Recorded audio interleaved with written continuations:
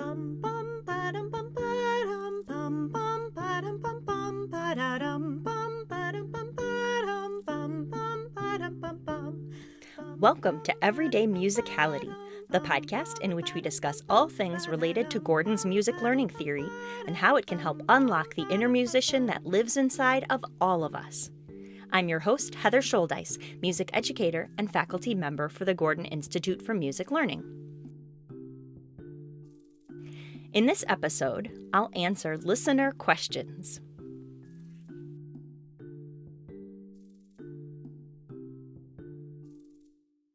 Hello and welcome to Everyday Musicality. I'm trying something a little different today. I am totally unscripted.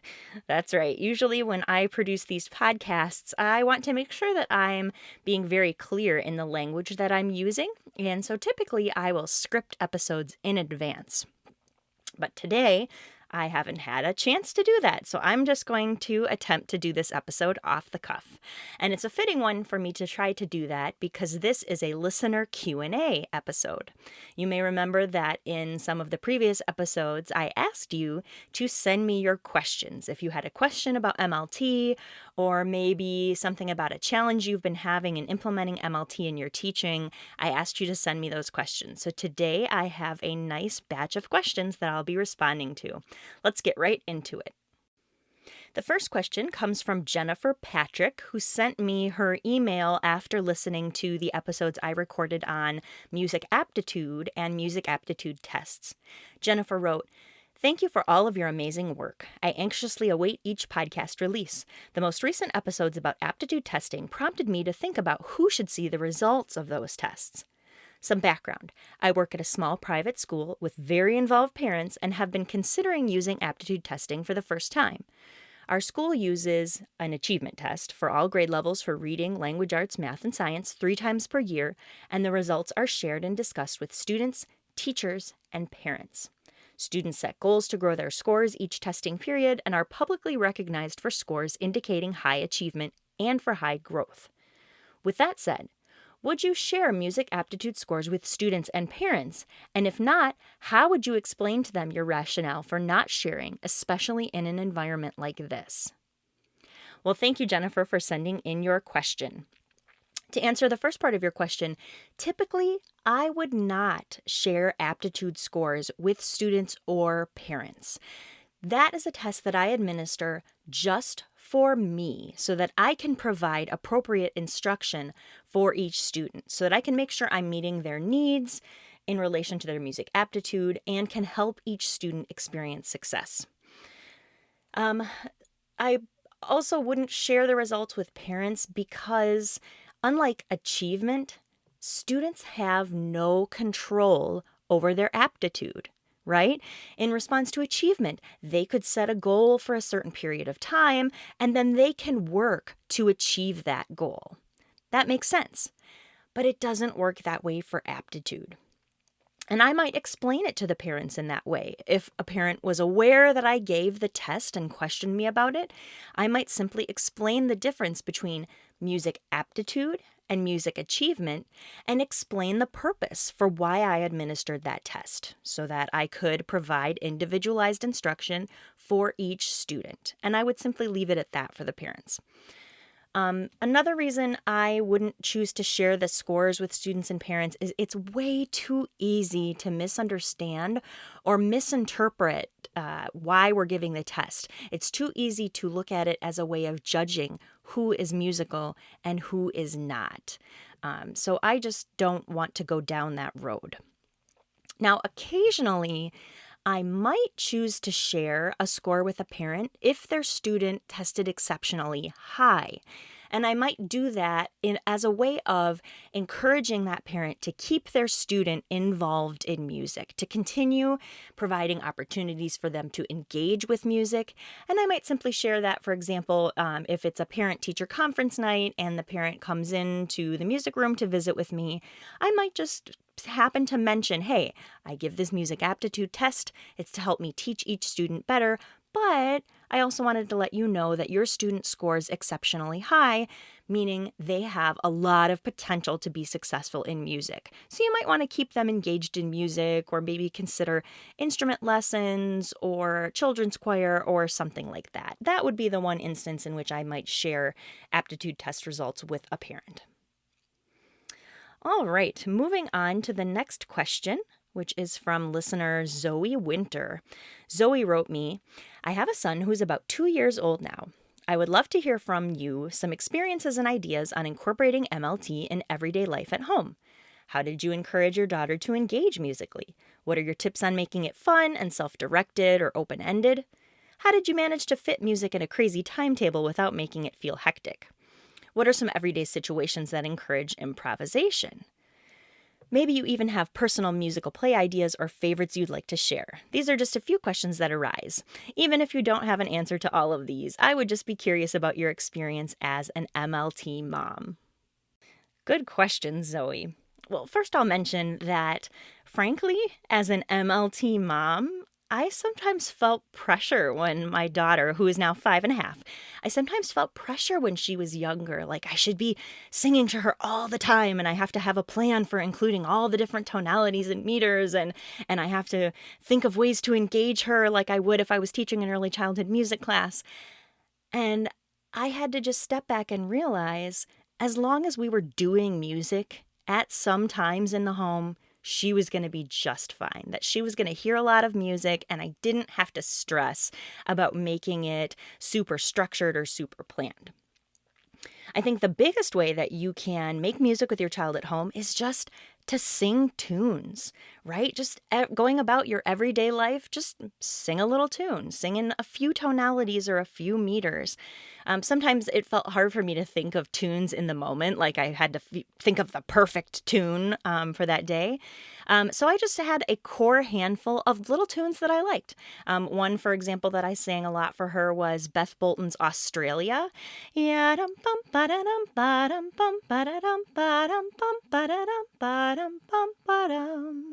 I just like that little tune, so I would just sing it sometimes. Also, make up tunes. Sometimes I would just make up tunes about whatever we happen to be doing in everyday life. For example, when she was just starting on solid foods, I started singing one day about her oatmeal cereal. It was something like, oatmeal cereal, oatmeal cereal, oatmeal cereal is yummy. Oatmeal cereal, oatmeal cereal, oatmeal cereal is yummy. And I would just sing that to her as I was feeding her, and just see how she would respond. That leads me to another point. In engaging with your own young child at home, just sing a little bit. Sing a tune or sing a phrase or two of a tune, and then stop and be quiet and just watch and listen to how they respond. Do they respond through movement?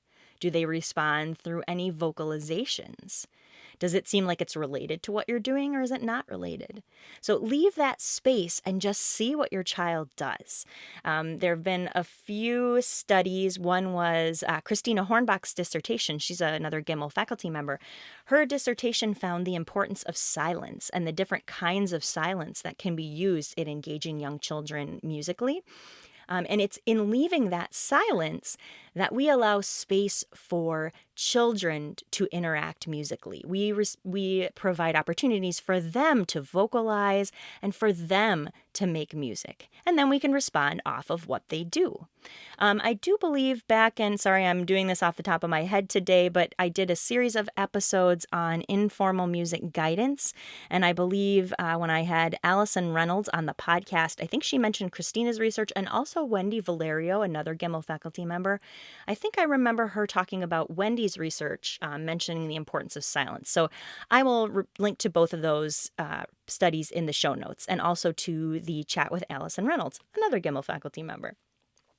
So just sing a little bit to your child and then just shut up and see how they respond. And if they vocalize, play off of that. Just like with language, you have a young child who isn't speaking in correct words yet, I'm using air quotes, correct words, you don't speak to them, and if they just babble back to you, ignore them, right? You engage with them. You might imitate the sounds that they made. You might take the sounds that they made and interpret them as having meaning. Like if the child was going, ba, ba, ba, ba, ba, ba, you might say, oh, baba, you want your bottle? Baba, bottle.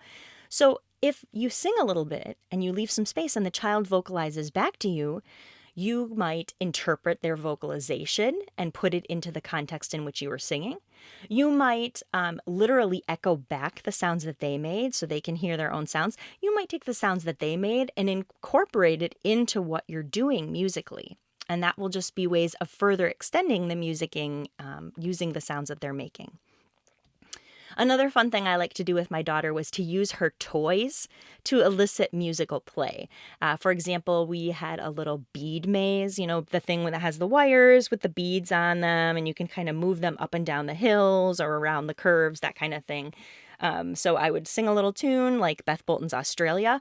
Ba-dum bum ba-da-dum ba-dum bum ba-da-dum ba-dum bum ba-da-dum ba-dum bum ba-dum, and then I might take a bead and work it up to the top of the bead maze. Ba-dum, and then drop it down to the bottom of the bead maze, and just use that toy as a way to see if I could prompt a musical response from her. And she did several times. She would start vocalizing on the resting tone. Actually, I think I caught it on video one time with that very song. I'll see if I can hunt down that video and insert some audio into the podcast.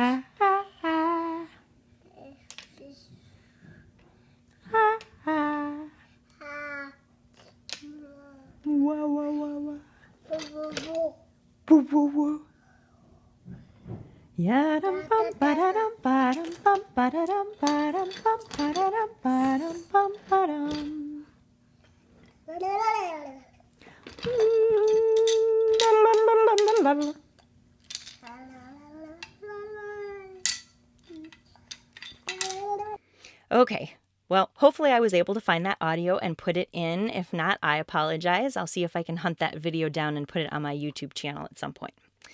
So again, using toys, your child's own toys can be great for eliciting music play and vocalization.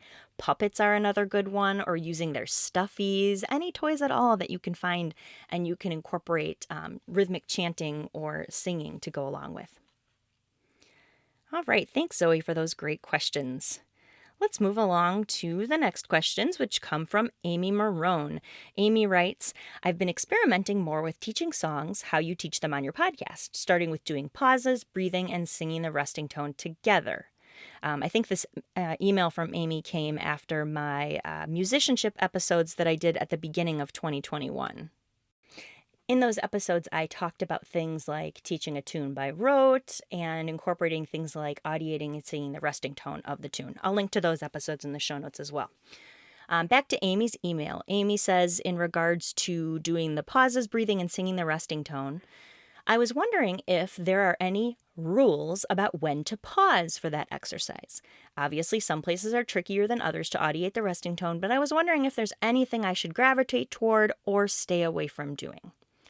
All right, in response to that question, Amy, you can stop anywhere you want. And you make a good point that yes, some places are going to be more challenging than others to audiate and sing that resting tone.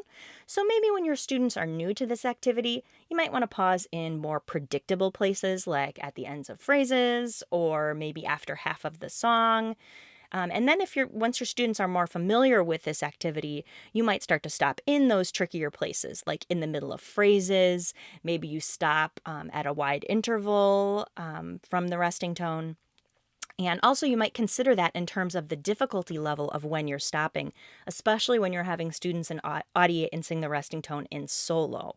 So thinking then just in terms about where you're stopping in the song and how easy or difficult that will make it for each student to find and sing the resting tone.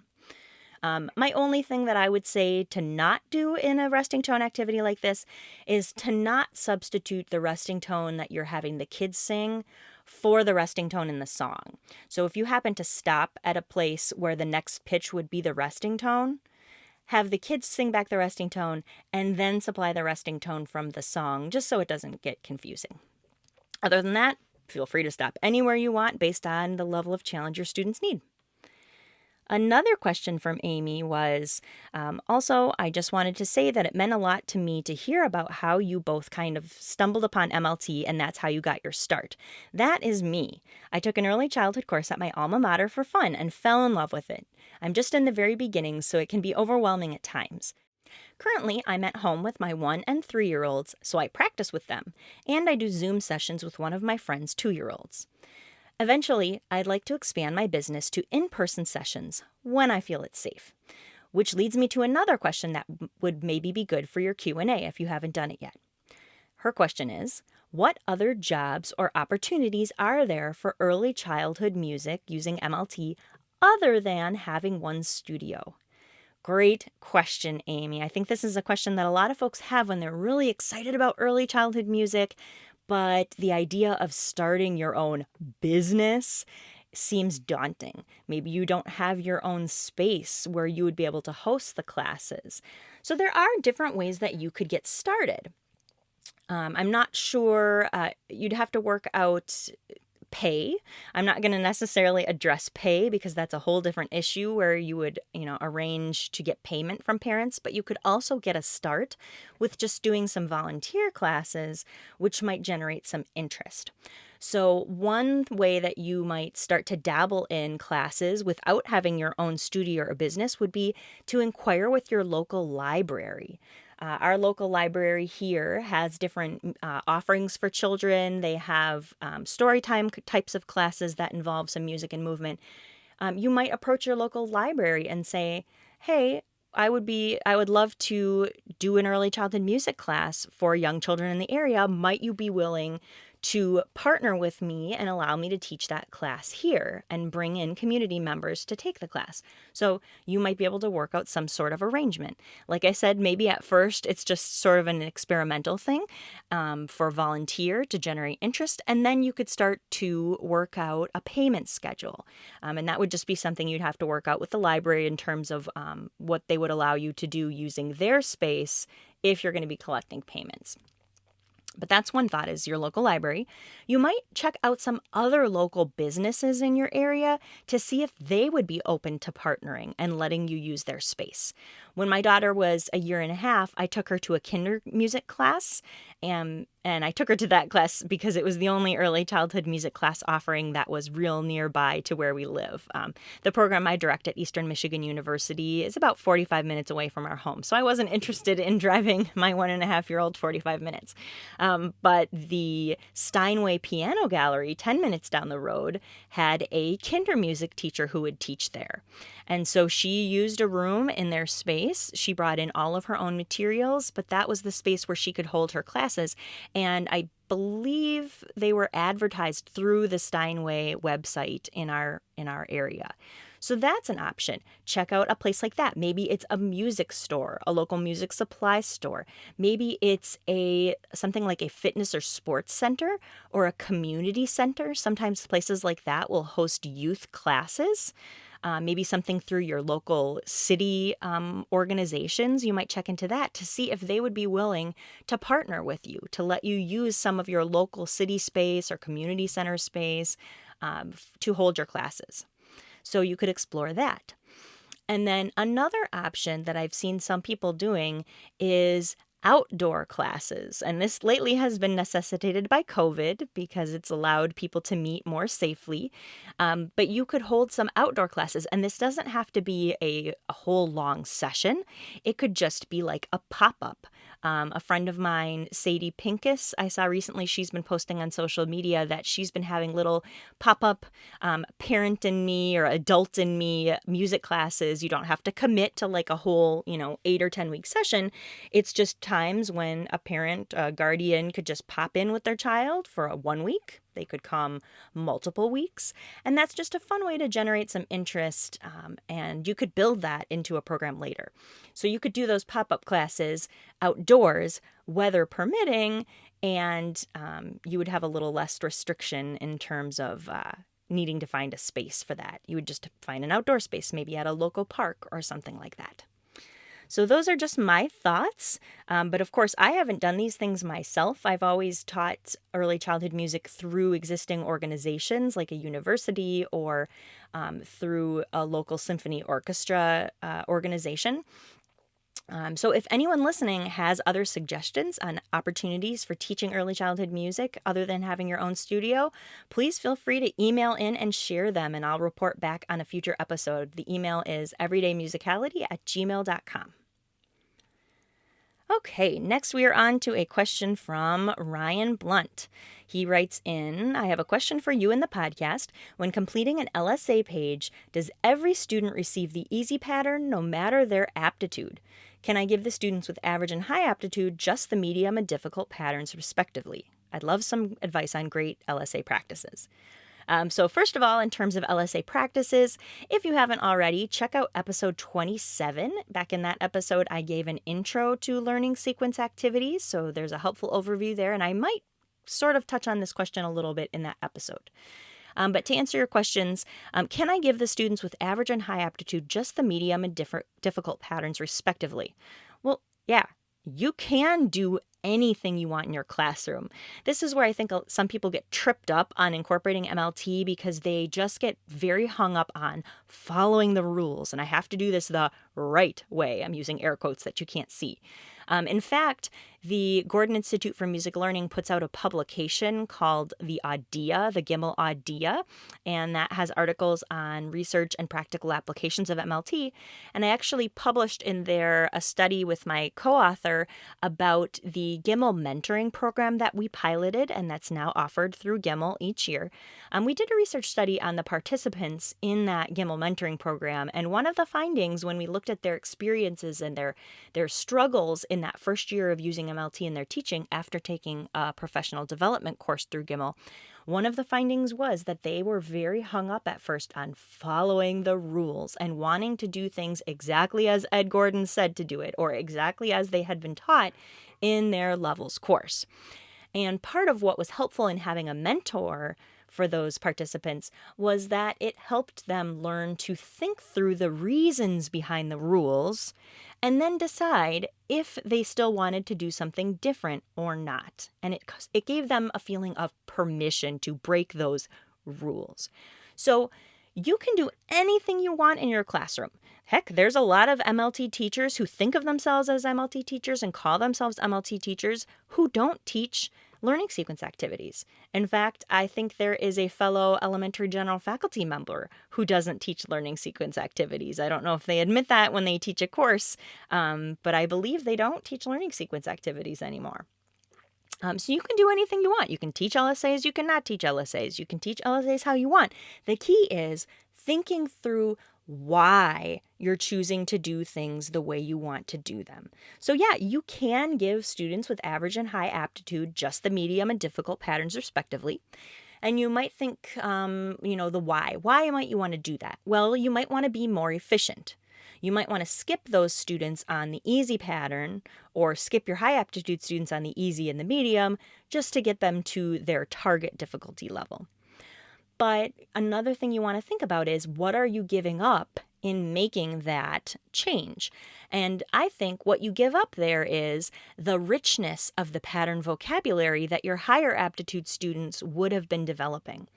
So you can read about this in Gordon's writings. The idea of giving everybody the easy pattern first and then working your way through is that your higher aptitude students don't just learn more difficult patterns, they learn more patterns. And that's part of keeping them challenged and engaged, is that you not only give them a more difficult pattern vocabulary, but a larger pattern vocabulary to interact with. Another thing to think about is the fact that maybe a high aptitude student is going to get the patterns right on their first try. Conversely, I've had plenty of students with lower aptitude who need multiple attempts just to get the easy pattern. They might need multiple attempts in teaching mode and sometimes multiple attempts in evaluation mode just to get the easy pattern. So if we're talking in terms of equity and opportunities to interact with patterns, it makes sense that if we're going to give, for example, a student with lower aptitude multiple opportunities to interact with the easy pattern, it would make sense to give the students with higher aptitude multiple opportunities to interact with different patterns. So that's how I justify it in my mind. And also, if you're thinking that, somehow students are going to notice who's getting which pattern, and they're going to notice that it's not fair, or they're going to notice that somebody's getting a harder one and somebody's getting an easier one, rest assured, most of the time, they don't notice. If you're teaching LSAs well, and you're mixing up the patterns, and you're not just doing the easy pattern over and over and over again, lots of students all in a row, you should be giving enough variety that they're not going to notice who's getting the same pattern multiple times versus who's getting, different patterns. Also remember that it's not always obvious which pattern is the difficult pattern because it's based on audiation, right? In a previous episode, I talked about the very first rhythm learning sequence activity page where it's in duple meter and the easy is ba ba ba ba ba ba ba ba. So if it's written in 4/4, it would be 4 pairs of eighth notes. The difficult pattern would be ba ba ba ba. So if it's written in 4/4, it would be 4 quarter notes. And traditionally, we think of quarter notes as being easier than eighth notes, right? Because it's easier to see on the page. But it's actually more difficult to audiate because there's more space between the notes. And so if you're chanting those patterns for students, they're not likely to notice which one's the easier one and which one's the more difficult. But good question, Ryan. And I will hopefully be doing in the future a deep dive episode into LSAs where we really get into the nitty gritty. Maybe even I can have a guest or two on to hash through that with me. Also, while I'm thinking of it, I mentioned the GIML Idea. If you are a member of GIML, you have access to all the issues of that journal online in the members only section. And in the same issue where we published our study on the GIML mentoring program, I also wrote a practical thought piece on breaking the rules and evading the MLT police. That's sometimes a term people will joke about is, if they choose to break the rules, the MLT police are going to break down their door and arrest them or something. But I wrote this article about how you can teach any way that you want to, but if you're going to call yourself an MLT practitioner, you need to be always thinking about the core tenets of MLT and whether the alterations you're making or the rules that you're breaking still align with those core tenets. So you might want to check out that latest issue of the GIML Idea where I talk through this idea of like a cost-benefit analysis where you look at what are the things I might gain by making a change. Why do I want to make this change? And then what are the things I might be sacrificing in making that change? And it helps you weigh whether it's worth it or not. So you might want to check out that article if you're thinking about making alterations to how you teach LSAs or anything else MLT-wise. Just a few more questions here. The next one is from Dylan Walters. Dylan writes, I've been nerding out to your podcast for a few months now during my last semester of student teaching in California. I was barely introduced to MLT last year and I cannot get enough of it. Learning more than just major and duple is way more exciting for my future students and myself. I find a deep drive to learn more about an approach I wish I would have experienced so that I could audiate better than I can currently. I'm now applying for jobs and talking to schools about my teaching philosophy and Gordon's approach during the interview, but I'm worried about cross-pollinating rhythmic solfege into MLT if it is based on how the music is read instead of heard like Gordon's. So Dylan's first question is, if a music program I'm applying to has a well-established Kodai rhythmic solfege, is it possible to cross-pollinate MLT with other rhythmic solfege if it's not based on how it sounds? So Dylan's asking if a place uses a syllable system that's based on notation rather than audiation, what do I do, essentially, right? So a few things. One is, speaking specifically of Kodai, I actually know of some Kodai teachers who are starting to tweak the syllables so they're essentially beat function based. So traditionally, the syllables used in Kodai instruction have been a ta is a quarter note and tt is a pair of eighth notes. So if I was chanting 2 eighth notes and a quarter note, I might be chanting ti ti ta ti ti ta. But there are actually some Kodai teachers who have started to use ta essentially as the macro beat. So instead of ti ti ta ti ti ta, it would be ta ti ta ta ti ta, so that ta is always landing on the macro beat. I think that is an excellent compromise. So if your district uses Kodai, you might experiment with that, and you might talk to your colleagues about that possibility of using beat function-based Kodai syllables and why that might benefit students. Another idea, frankly, I'm just going to be honest here, is to shut your door and teach. Now, I had the luxury of never having an elementary music teaching job where they told me I had to use certain syllables. But if there's certain syllables used by other teachers in your district and no one is checking up on you to make sure you're using those syllables, if it were me, I would just teach the syllables that I believed in and just shut my door and teach. And then what I might do is later on, when they're going to be moving on to a new teacher, like say when they move on to instrumental music in, 5th or 6th grade or whenever that happens, you might then plan a transition. So for example, in my teaching, students started instrumental music in 5th grade. And so at the end of 4th grade, we would always do a couple weeks of what I called 5th grade boot camp, where I would say, okay, next year you're going to be in instrumental music with Miss So-and-so, and they might talk about music in some different ways than what we've been doing. So I'm going to teach you really fast how to translate what we've been doing in here together to what Miss So-and-so is going to be doing with you next year.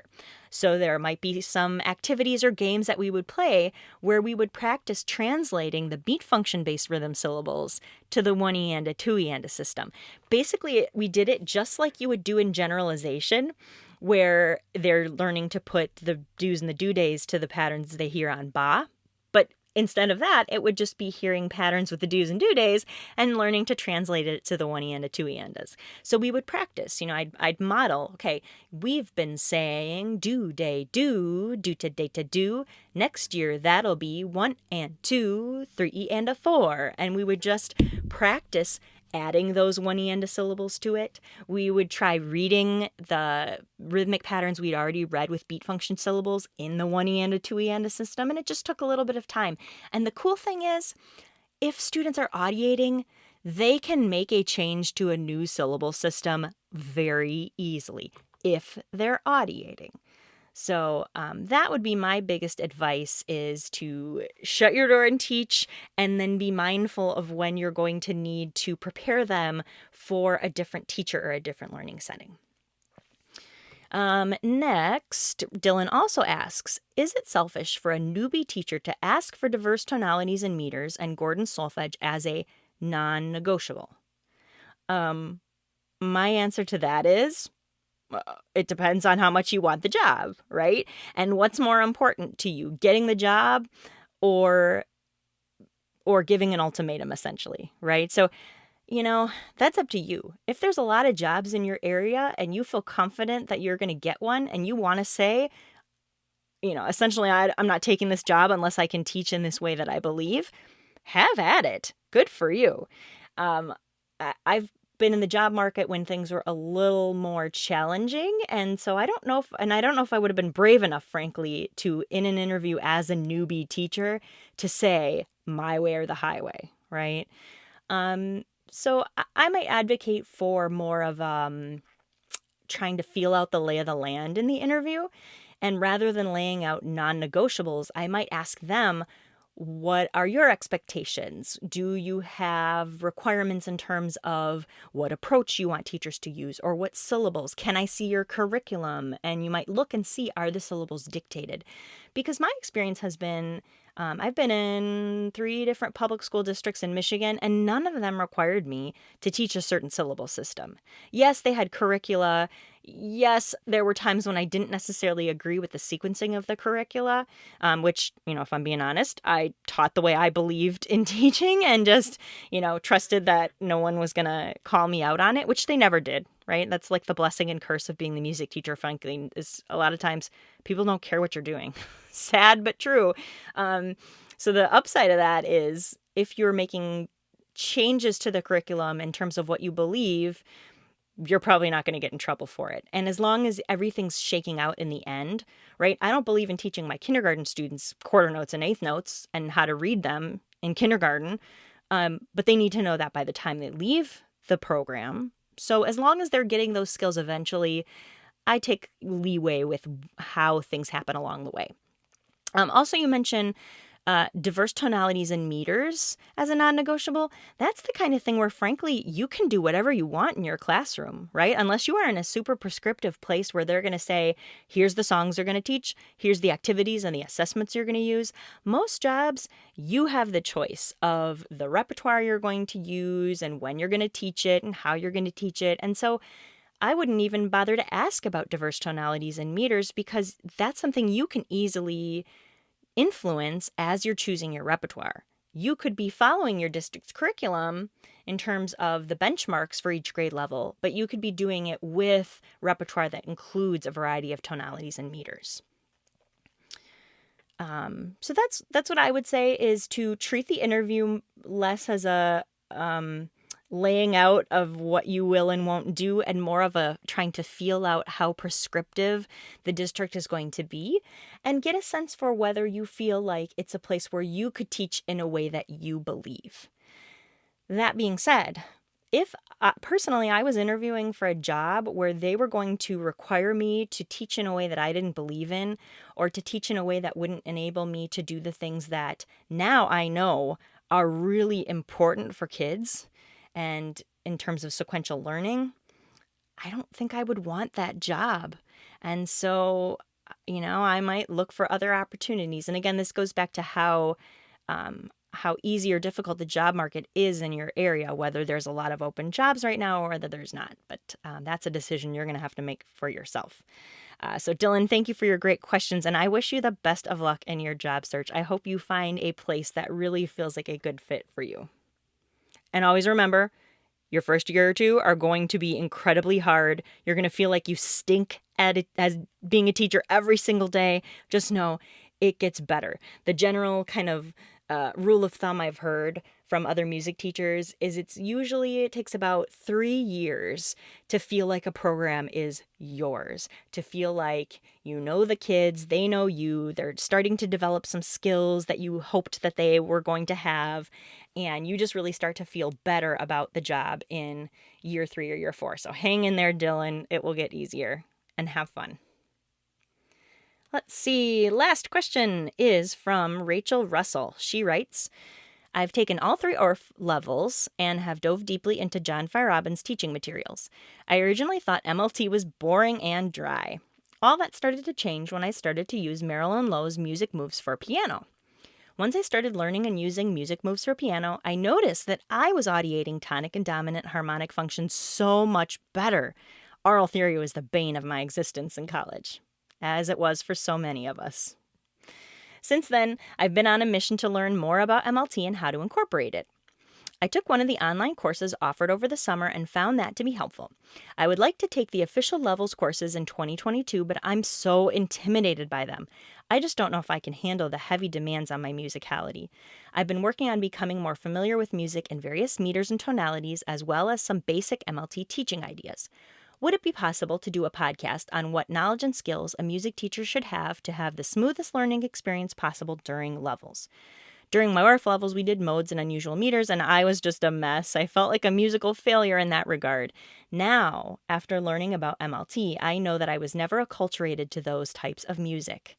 Yes, I am so glad, Rachel, that you acknowledge that, because that is really necessary. Just like young children learn sequentially by first developing a listening vocabulary and then starting to babble musically and play around with those sounds, adults need that too. We need to have lots of chances to hear these different tonalities and meters and to play around with them, to mess around with them using our audiation, not notation. So I'm glad that you're realizing that you need to give yourself grace and be patient, because it will get easier the more you are acculturated.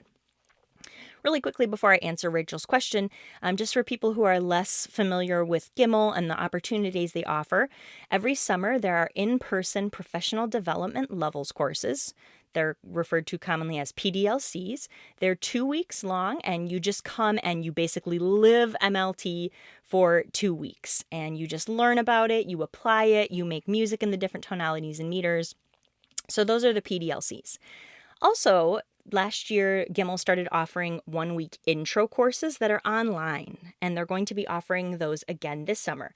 So you might check out those opportunities to see if any of those would be of interest to you. So back to Rachel's question about how to have a smooth learning experience during levels. I would say the biggest thing is, before you go do a levels course, take the opportunity to learn through your ears. GIA has a tonal and rhythmic skills development CD. I'm not sure if that's the exact title, but I'll link to it in the show notes. Just get that CD and listen to it. It's got some tunes in the different tonalities and meters, and it's got all kinds of pattern tracks in major, minor, duple, and triple, some without syllables, some with syllables. So I would just get that CD and I would just play it. Put it on the background, get acculturated, and then start to echo the patterns. So in the tonal and rhythm pattern tracks, there's space for you to respond. So I would start with the neutral syllable tracks, just like your students learn through oral. Just listen to the patterns and echo them back. Then go on to the syllable tracks and echo them with syllables. Once you're feeling a little more comfortable, then I would say maybe try playing the tracks that don't have syllables and seeing if you can perform the patterns back with the syllables, because that really is the key. You don't have to worry about coming to a PDLC audiating in every tonality and meter. There is musicianship time every day of those courses to help you with that. I don't think any GIML PDLC instructor expects you to come, able to audiate and improvise in Phrygian or in, uneven, unpaired meter. We're going to get you there. That's what the course is for. But what I do see as something that can really hinder people's progress in a GIML PDLC is if they struggle to make up patterns in major, minor, duple, and triple, and to use syllables correctly. If you can come to a PDLC able to improvise some tonic and dominant patterns in major and minor with solfege, and if you can improvise some 4-beat patterns in duple and triple meter with the beat function-based syllables, you will be rockin'. So much of the time in those PDLCs, at least for elementary general music, is spent on pattern instruction, on how to teach pattern instruction, how to teach learning sequence activities. And if you come to the PDLC and you aren't comfortable making up patterns in duple and triple, major and minor, and with using syllables, you can't really focus on the skills of teaching pattern instruction because you're just struggling so hard to make up patterns and apply the correct syllables. So if I could give one piece of advice, that would be it. Just immerse yourself in patterns and syllables leading up to the PDLC, and you should have no problem at all. Another suggestion would be to get Music Play, the original Music Play, because that comes with a CD. If you would like some more opportunities to be immersed in unusual tonalities and meters, you could play that Music Play CD, the original Music Play one. Also, don't forget, I have, if you look back in the previous episodes, I have 4 different episodes on 4 different tonalities, Mixolydian, Dorian, I lied, only 3, Mixolydian, Dorian, and Phrygian, but I'll be doing a Lydian soon, and then we'll go on to Aeolian and Locrian, so you could check out those episodes for musicianship in those tonalities, and who knows, maybe I'll get into some meter episodes as well. All right. Well, thank you so much, everyone who sent in questions. I know this ended up being a bit long of an episode, but I hope it was enjoyable to get to hear the kinds of things that other people are wondering about and to hear my thoughts. And if you have questions, please feel free to email them to everydaymusicality@gmail.com, and I would be happy to answer those in a future episode, either a Q&A episode, or maybe I could come up with a recurring feature in other episodes where I do a little listener question portion. Well, that being said, I think for a little while now, my family is going to be done with school this week. My husband's going to be done teaching, and my daughter's going to be done with school later this week. So I think I'm going to take a little bit of time off to spend some time with them. And now that my husband and I are vaccinated, we're going to be visiting with family a bit. And so I'm going to be putting the podcast on hiatus for a little while, but I will be back in August. I've got some ideas for new episodes coming your way. And if you have any suggestions for kinds of episodes that you might like to see, or guests that you might like to hear from on the podcast, anything at all, please pass them along to me at everydaymusicality@gmail.com.